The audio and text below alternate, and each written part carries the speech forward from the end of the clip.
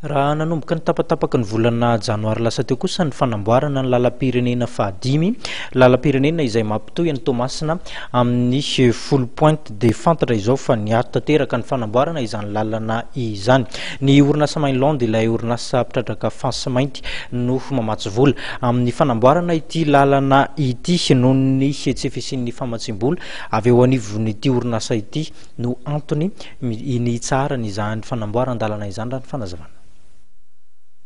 Ny anto ankehitriny ny fanamboarana ilay lalana amin'ny refiana amin'ny 50 kilometatra mampitohy an'ny Toamasina sy full point raha toka natomboka ny 7 janoary lasa teo izany asa fanamboarana izany. Araka ny vaovao mari-potitra voaray dia efa nandroso tokoa ny fanamboarana, porofon'izany ny fahafapondreo mpampiasa iny lalam-pirenena fahadimy iny nandritra ny fankalazana ny fetin'ny Paska lasa teo.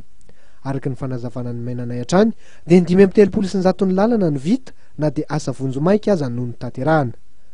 Efa hita sy vonona eny toerana kosa nefa ireo akora sy fitaovana tokony ampiasaina amin'izany asa fanamboaran-dalana izany.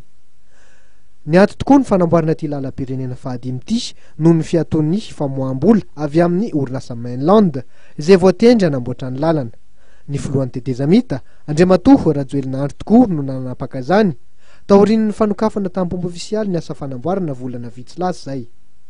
Laza moho ny mpampita vaovao taminay fa azo eritreretina ho fanaovana tsinitsinina ny mpitondra fanjakana malagasy mihitsy nisy ataon'ity orinasa vahiny ity.